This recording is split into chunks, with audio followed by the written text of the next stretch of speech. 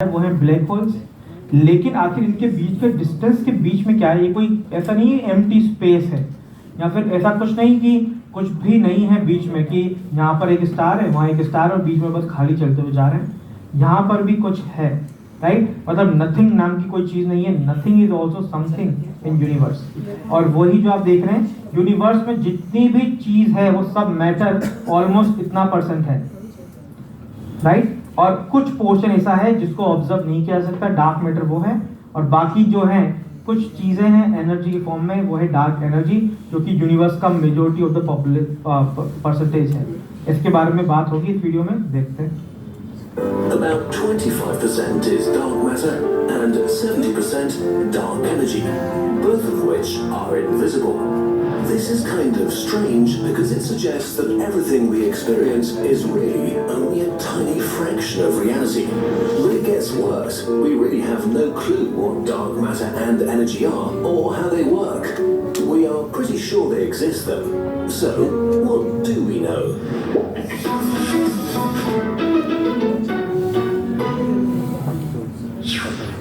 Dark matter is the stuff that makes it possible for galaxies to exist.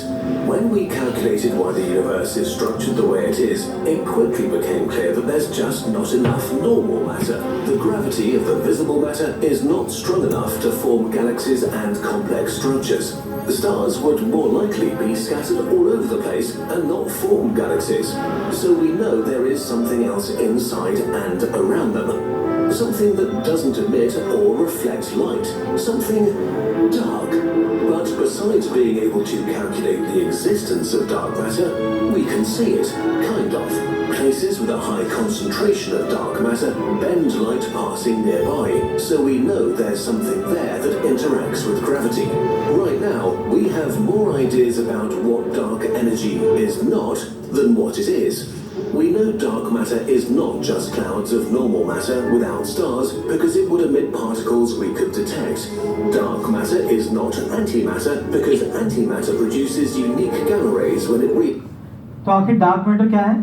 तो देखिए, universe में हमें ये तो पता है कि स्टार्स कहाँ हैं, गैलेक्सीज कहाँ हैं, लेकिन कुछ बीच में ऐसे सिचुएशंस हैं जिनको लाइट जो ना एमिट करते हैं, जो ना एब्जॉर्ब करते हैं, राइट? कोई इफेक्ट नहीं है इसका। ये ठीक आप ये समझ सकते हैं कि हम रोड पे चलते हुए जा रहे हैं और रास्ते में गाय खड़ी है, राइट? अब हम तो चलते हुए जा रहे हैं, हम साइड से निकल जाएंगे, वो गाय खड़ी है, गाय को परवाह नहीं है पीछे से कौन आ रहा है, या गाय को हम हॉर्न कर रहे हैं, हॉर्न बजा रहे हैं, गाय हटेगी नहीं। गाय ना जा रही है और ना हमें जाने दे रही है, वो बीच में खड़ी हुई है। ठीक वैसा ही डार्क मैटर के साथ है, जहां से लाइट जो है पास होके जा नहीं सकती, या फिर ऐसा भी नहीं हो सकता कि लाइट को वो कुछ चेंज नहीं कर पा रही है। दैट मीन्स कि वो है भी और नहीं भी। ये सिर्फ बहुत ही कॉम्प्लेक्स फिनोमेना है जिसको ऑब्जर्व किया गया है कि ये ना पार्टिकल एमिट कर रहे हैं ना एब्जॉर्ब कर रहे हैं। अब यार ऐसी कौन सी चीज है जिसका कोई रोल ही नहीं है, जो जीरो की तरह यूनिवर्स में पड़ा हुआ है, ना जो लाइट ऑब्जॉर्व कर रही है ना एमिट कर रही है। कोई भी स्टार है वो एनर्जी प्रोवाइड कर रहा है, दैट मीन वो लाइट एमिट कर रहा है।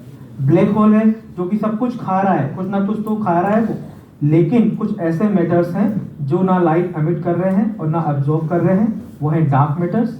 और ठीक जो इन्हीं मैटर्स के बीच में चीजें चल रही हैं, एक मैटर दूसरे मैटर के बीच में, एक गैलेक्सी दूसरी गैलेक्सी के बीच में, ये दोनों गैलेक्सीज ट्रेवल करते हुए जा रही हैं, जिस एनर्जी के थ्रू जा रही हैं ये कहलाया है डार्क एनर्जी। बिकॉज इसका कोई भी आंसर नहीं है कि why two galaxies are moving away from each other. तो साइंटिस्ट ने अज्यूम कर लिया है कि बीच में कुछ ऐसा तो है जिसके बारे में भी हमें पता नहीं है, वो है आपका क्या, डार्क एनर्जी। तो ये दो टर्म है मेनली कि डार्क मैटर और डार्क एनर्जी क्या होता है। तो डार्क मैटर तो वो है ऐसा मैटर जो ना एब्जॉर्ब करेगा और ना एमिट करेगा किसी भी फॉर्म ऑफ रेडिएशन को, और डार्क एनर्जी जो है वो ठीक इस टाइप की एनर्जी है जो कि इन बिटवीन द गैलेक्सीज हैं, जो कि हेल्प कर रही है गैलेक्सीज को मूव करने के लिए किसी ना किसी रीजन की वजह से। नाउ इससे बहुत से क्वेश्चन आ सकते हैं डेफिनेटली, सर ऐसा क्यों हो रहा है, क्या हो रहा है? यार साइंटिस्ट को भी नहीं पता, किसी को भी नहीं पता, इसका बस कोई भी आंसर अभी तक तो नहीं मिला है, राइट? पर दो टर्म है जो कि हम सभी को पता होने चाहिए, इसलिए यही बताने का मेरा मेन पर्पस था। ठीक है, अब हम स्टार्ट करने वाले हैं जो सबसे इंटरेस्टिंग होने वाला है। अभी तक आई नो बिल्कुल सही बात है, मुझे खुद को पता है कई चीजें बोरिंग चल रही थी, कैसे हमारे लिए। आखिर सोलर सिस्टम में हम देखेंगे कि सन क्या है, वो कैसे बना है, देन सारे के सारे स्टार्स हैं वो किस तरह से बने हैं, ये सब कुछ हम देखने वाले हैं आपके सोलर सिस्टम में। ठीक है, तो स्टार्ट करते हैं कि आखिर सोलर सिस्टम का फॉर्मेशन कैसे हुआ था और क्या है सारी की सारी चीजें।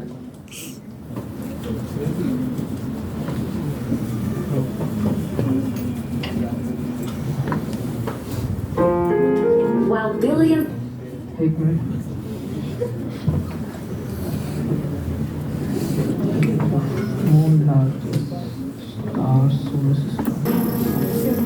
Our solar system is one of over 500 known solar systems in the entire Milky Way galaxy. The solar system came into being about 4.5 billion years ago when a cloud of interstellar gas and dust collapsed, resulting in a solar nebula, a swirling disk of material that collided to form the solar system. The solar system is located in the Milky Way's Orion star cluster. Only 15% of stars in the galaxy. तो अभी आपने देखा कि यहाँ milky वे है और solar system almost यहाँ पर है, राइट, और उसके सेंटर पे कहीं होगा आपका सन। तो सन मिल्की वे गैलेक्सी से ऑलमोस्ट इतनी डिस्टेंस पर है यहाँ पर, and sun is one of the billions of star in our milky way galaxy. तो कई और सोलर सिस्टम भी हैं, अलग अलग जगहों पे अलग अलग हो सकते हैं। Host planetary systems, and one of those stars is our own sun. Revolving around the sun are 8 planets. The planets are divided into 2 categories based on their composition. Now यहाँ पे चीजें याद करने वाली आएंगी, राइट, ये वही चीजें हैं कि अब यहाँ से एग्जाम में ज्यादा क्वेश्चन पूछे जाएंगे, बिकॉज अब तक तो मुझे आपको बताना था कि कैसे बने हैं आपकी गैलेक्सीज और किस तरह से मिल्की वे के बारे में बात हो रही है, और फिर बिग बैंग थ्योरी वगैरह क्या थी जो जनरल हमें पता होना चाहिए आइडिया, एंड देन अब स्टार्स हो रहे हैं आपके प्लैनेट्स वगैरह, और ये चीजें हैं जो कि एग्जाम में पूछी जा सकती हैं डेफिनेटली। Terrestrial and Jovian.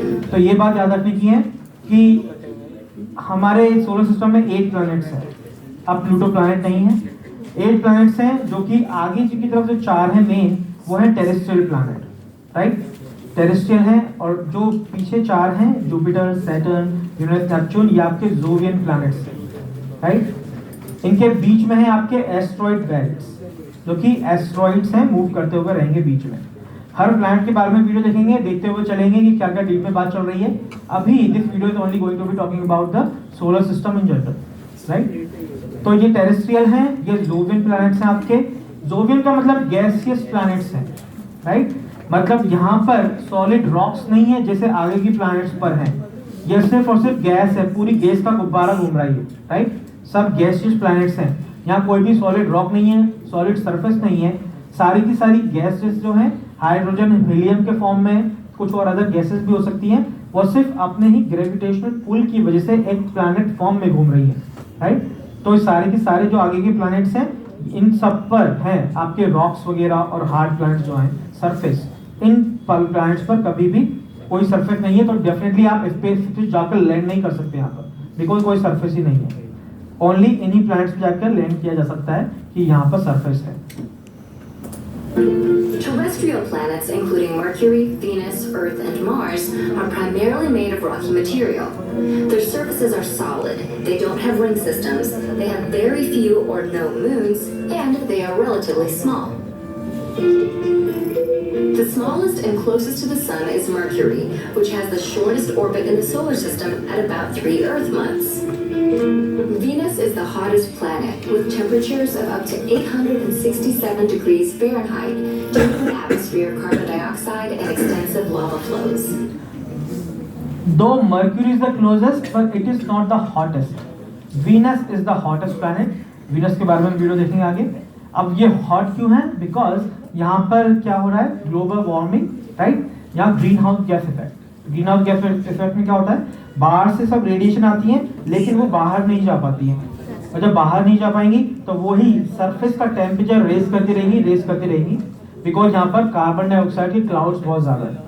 तो ठीक ग्रीन हाउस गैस की वजह से इसका टेम्परेचर जो है बढ़ता जाता है, और इसीलिए जो आपका वीनस है वो हॉटेस्ट प्लैनेट है पूरे सोलर सिस्टम का। Next to this world of fire is a world of water, Earth. The water systems on this planet help create the only known environment in the universe capable of sustaining life. The last of the terrestrial planets, Mars, might have also supported life about 3.7 billion years ago, when the planet had a watery surface and moist atmosphere.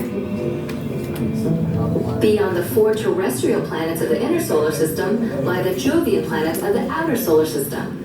The Jovian planets include gas giants Jupiter and Saturn and ice giants Uranus and Neptune. The gas giants are predominantly made of helium and hydrogen, and the ice giants also contain rock, ice, and a liquid mixture of water, methane, and ammonia.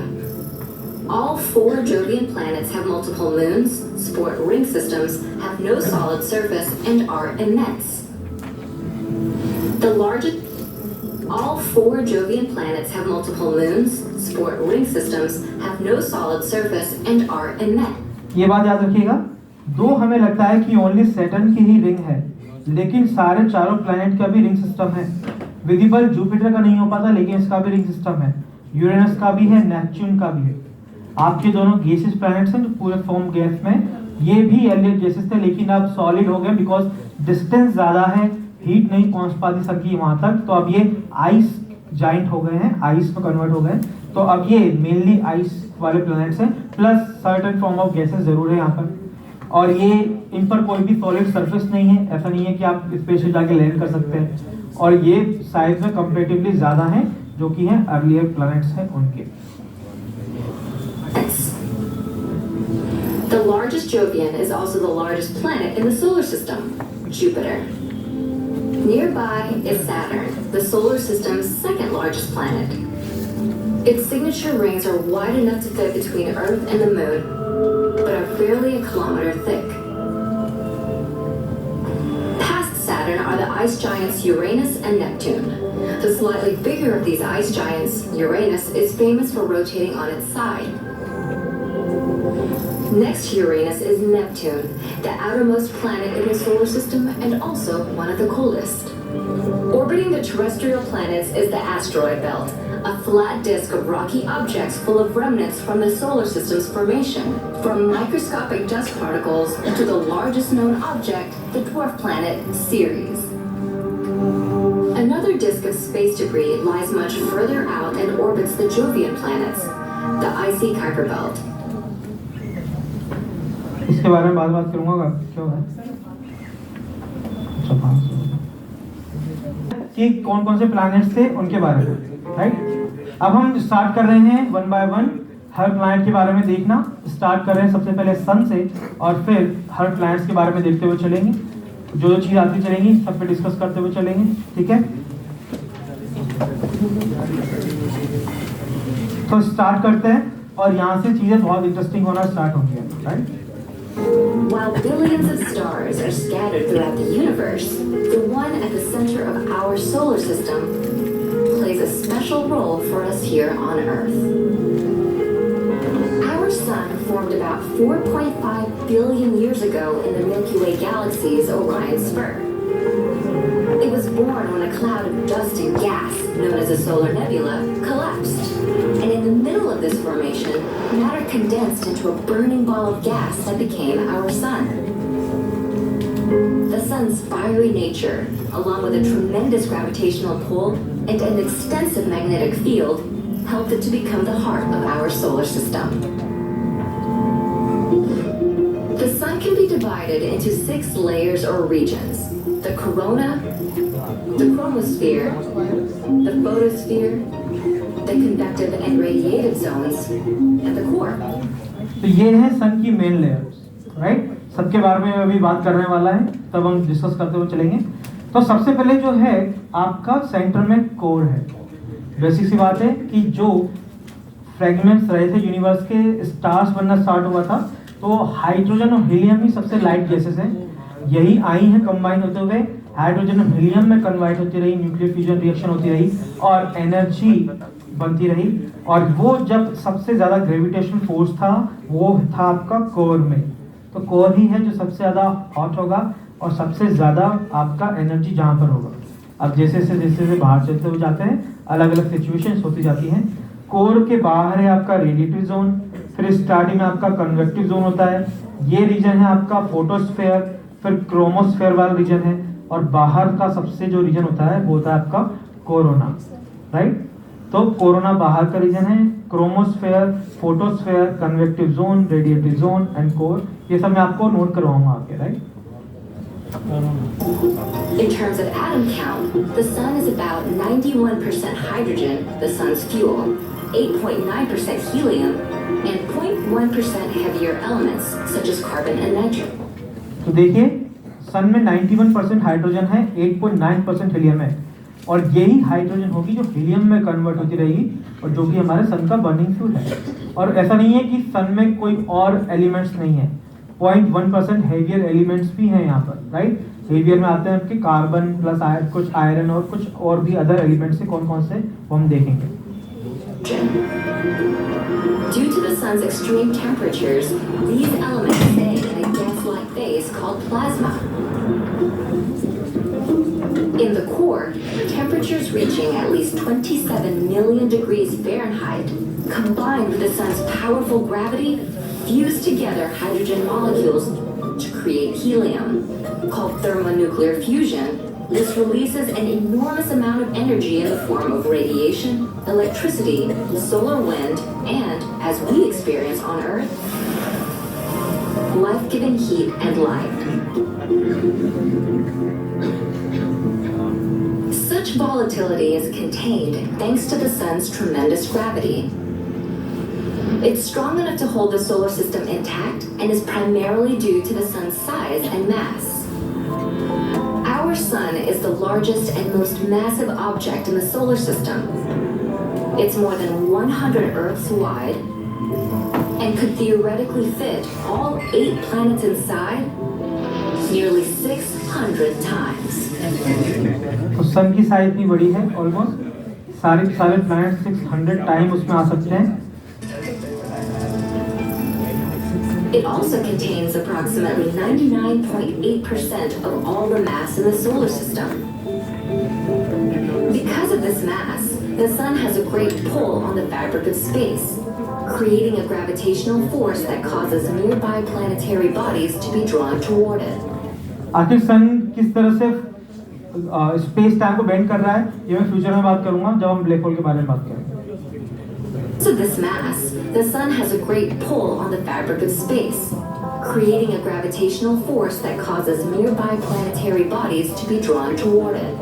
This gravitational pull allows the sun to hold together a system of 8 planets, potentially dozens of dwarf planets, at least 170 moons, and countless comets and asteroids. Without the sun's gravity, these celestial bodies would drift off into deep space.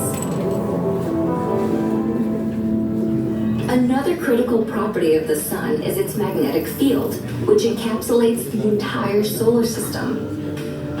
Called the heliosphere, this force field protects the planets from harmful cosmic radiation. It's caused by the sun's plasma pushing electrically charged particles toward the star's poles. Matter की 3 states हम बचपन से पढ़ते हुए आ रहे हैं, solid, liquid and gas. Fourth जो state है वो होती है आपकी plasma, right. Now plasma literal कैसा है? प्लाज्मा है कि आपका एक नया फॉर्म ऑफ स्टेट है जो ना पर्टिकुलर सॉलिड, लिक्विड, गैस है, कॉम्बिनेशन में कुछ ना कुछ मूव करता हुआ रह रहा है। ये ठीक वैसा ही है जैसे कोई जेली टाइप का होता है, राइट। प्लाज्मा ठीक वैसा ही ऑलमोस्ट है। और मैटर का 5th स्टेट भी होता है, बोस-आइंस्टाइन कंडेंसेट, राइट। तो बोस जो कि सत्येंद्रनाथ बोस इंडिया के साइंटिस्ट थे, अल्बर्ट आइंस्टीन, उन्होंने साथ में कुछ रिसर्च की, कुछ पेपर पब्लिश किए और एक नए फॉर्म ऑफ मैटर को उन्होंने डिस्कवर किया और बताया कि एक 5th फॉर्म ऑफ मैटर भी है जो बोस आइंस्टीन कंडेंसेट है। अब इसमें क्या होता है, बहुत ही कम टेम्परेचर पर जब होता है आपका almost near to the 0 kelvin के आसपास, पर्टिकुलर 0 केल्विन तो नहीं, थोड़ा सा ज़्यादा हो सकता है 1 to 3 केल्विन, और बेसिकली -75 -76 केल्विन तक वहाँ पर मैटर की स्टेट और चेंज हो जाती है और वो जो 5th स्टेट है आपका बोस आइंस्टीन कंडेंसेट और वहाँ पर अचीव होती है। वो साइंटिस्ट ने लैब में अभी अचीव कर लिया है 5th state of matter. In future पता नहीं और क्या क्या होने वाला है, पर अभी तक तो हमें मैटर की इतनी ही स्टेट पता है।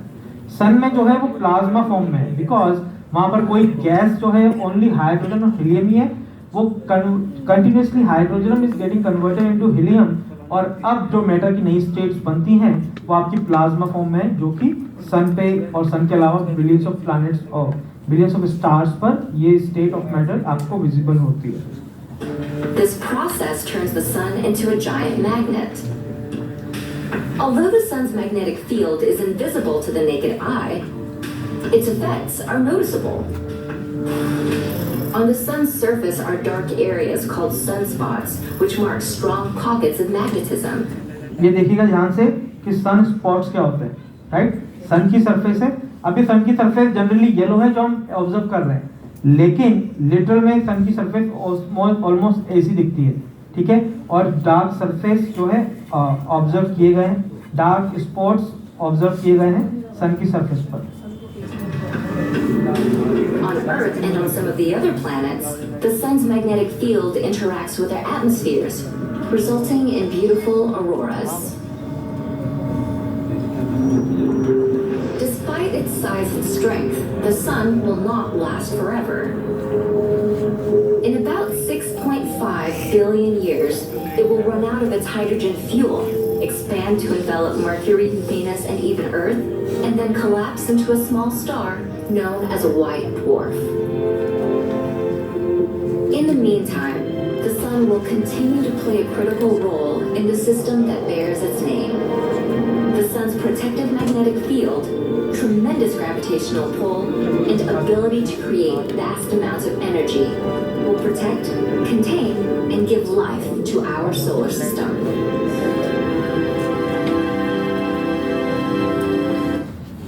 तो ये था बेसिक हमारा सन। कुछ और बातें हैं वो इन फ्यूचर करते हुए चलेंगे हम जब भी आते जाए।